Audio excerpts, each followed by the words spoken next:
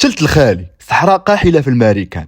كان غادي هاد الطوبيس ديال الدراري المدرسه، كلشي فرحان والجو جميل هذا اليوم، حتى غتبان ليهم دريه فاتنه مسراره وسالبه العزاره دايره اوتو ستوب، لكن ملي قربوا ليها لقاو حياتها اللي مدايره ستوب، حيت ختنا كانت ميته موته ديال الكلاب. ديك الساعه بان سفاح تشوفو ما ترتاح، لابس لبسه ديال الرنب، طفى البراش كاملين وهو راجع من طحطح من تماره والاعمال الشاقه اللي دار. بانت لي خيمه يدوز ويقول السلام ويخلي الامور تمام. لا طبعا قصد الخيمه صفاها المهمه، داخله في نوم عميق، خدا السلاح ديالها وداز للخيمه الثانيه قتل بنادم فحال الدبان. خونا سيكوباطي خاصو ضروري يشوف الدم.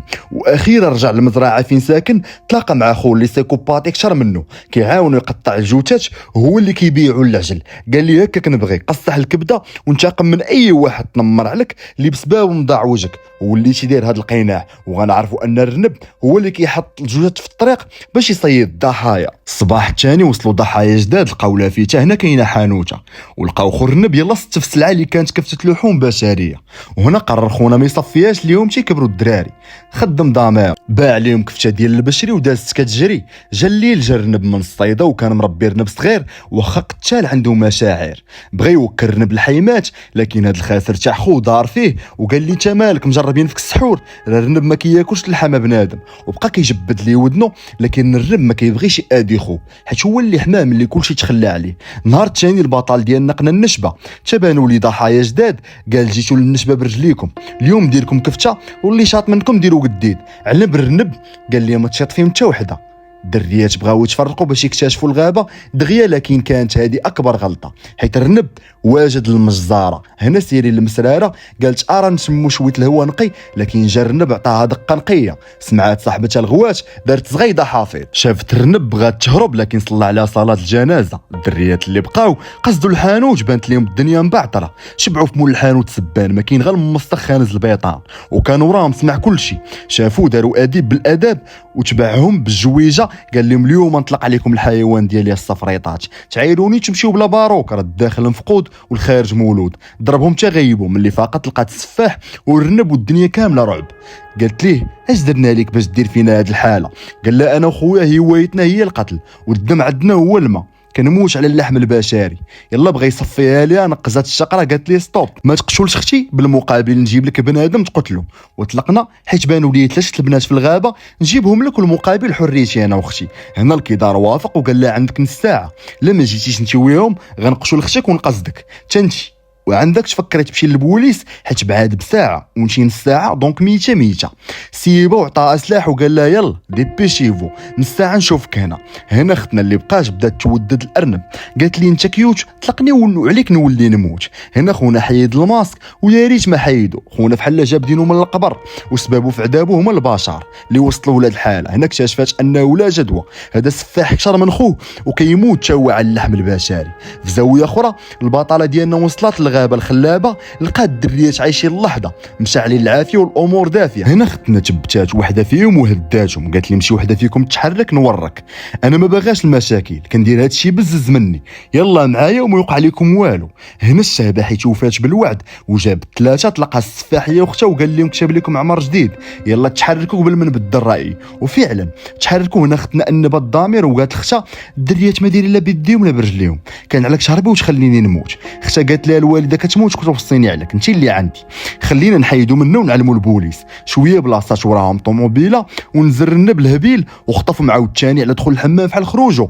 نهار الثاني بان هذا الكوميسير اللي كيقلب على 2 بوليس صحابو تودروا لهم الاثار في هذه البلاصه. سول السفاح على البوليس قال لي اودي الشاف ما شفت حتى حاجه، وانت اول بوليسي كنشوف في حياتي. هنا الكوميسير عطاه كارت فيزيت باش لابانت لي شي حاجه يعلمو. فلت منا قدر يدير لي خاويه في عامره، قصد 3 الدريات جداد حيت فتحات لي الشايه على الدم، وقرر يصفيها لوحده منهم. اختار سام حيت هي الطويله فيهم حتى هي القصارات. هنا الرنب دار سام في البرميل وزرع فيه مسامر ودحرجه تا ولات غربال، ما تموت ديال الكلام. وكانوا السفاحه اسعد من السعداء، الدوبامين زايد نغزه. ديك الساعه قصدوا الضحيه الثانيه. هنا دختنا قالت ليه عندي مصيره في جيبي خذو خلينا حبيبي. جبد المصيري لقى غير $100، قال لها $100 تي مالي غندبح دجاجه. هنا داز لصاحبته وطلق صراحه، قال لها عندك 5 دقائق، هربتي تعيشي بقيتيش موتي. يلا بغات تقول الحفيظ الله بان لا رنب كيقطع الخشب، قصده المقصود الله. تخبات في الطوبيس المهجور. هنا الرنب بدا يضرب في الطوبيس باقصى جهده حتى الطوبيس مشوجه وماتت الفرده. هنا السفاح قصد الدريه اللي بقات وقال لها غنلعبوا غميضه، تخبيتي مزيان تعيشي يلا ديبيشيفو. هربات طلعت فوق هذا الكاميو، لكن الرنب مولف يلعب، صيدها بسهوله وربطها حدا الدريات اللي اصلا هما السبب في انها هنا. هنا السفاح قرر يبدل اللعبه ويخلي الرنب هو اللي اختار الضحيه النكست هاد المره. وفعلا البطل ديالنا اختار، لكن ملي جاينيش على ختنا لقى راسو ناسي القرطاس. هنا قال لي خوه انت مالك كامي الضفران ديما مشوه بينا، ومع التقول ديال البنات طاحت بيهم الساريه اللي مربوطين فيها. هنا هربات ماري وخلات الدريات حيت هما سبابه في عذابه، لكن كانت لاعقاها حيت تيرا فيها السفاح. هنا بدا يفكر كيفاش غيعذبها وما شافش ان الدريات وراه داروا ادب بالاداب. هنا الارنب ديمار المنشار باش يقطعها طرف طرف. من يعرف خونا ان الدريات هربوا قصد الغابه يقلب هو والرنب في زاويه اخرى. الدريات تلاقاو مع الجدارمي عاودوا لي قصه السفاح والرنب. قال لي مسيروا للطوموبيل تخباو وإلا هجموا عليكم غتلقاي تما سلاح تيري فيه تيبان لك المخ ديالو طوش. هنا الجدارمي قال للسفاح ديك الجويجه تصيد بها الحجل ولا النعامه القتال، اصلا شكيت فيك من الاول انت اللي صفيتي العشراني. قال لي جو انا اللي قتلتهم وانت دابا غتتبعهم، يلا سلم عليهم. وفي دقه واحده طلقوا القرطاس بجوج موت يا العدو. في زاويه اخرى الرنب قصد الطوموبيل اللي فيها الدريات وبلا سلام جرها من الطوموبيل وقجفتها ماتت شهيده.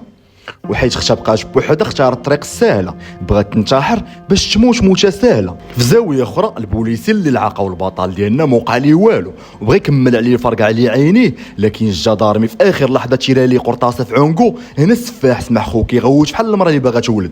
وصل الرنب لقى الخو كيحسب اخر دقات قلبه، عطاه الوصيه قال لي ما تحش في البشري وانتقم من كاع اللي حقرونا، وطلبوا باش يشيري فيه يهنيه من عذابه. وفعلا الارنب حفظ على الكبده وصفاها الخو، وبقى الرنب بوحدو حي ورزق. اللي قرب من الغابه كيعاونوا على الشهاده وغيبقى حي ورزق حيت مازال الجزء الثاني من هذا الفيلم. الا عجبكم هذا الجزء نحط لكم الجزء الثاني. وهنا فيلمنا سهله، فيلمنا مشى من واد لواد وانا بقيت مع المتابعين الجواد. جيما الاخوان غتكونوا درتوها، اللي مازال ما دارهاش يبغى يورك على امه، واللي كيشوف القناه اول مره يدير الاشتراك. ان شاء الله هو الخوش.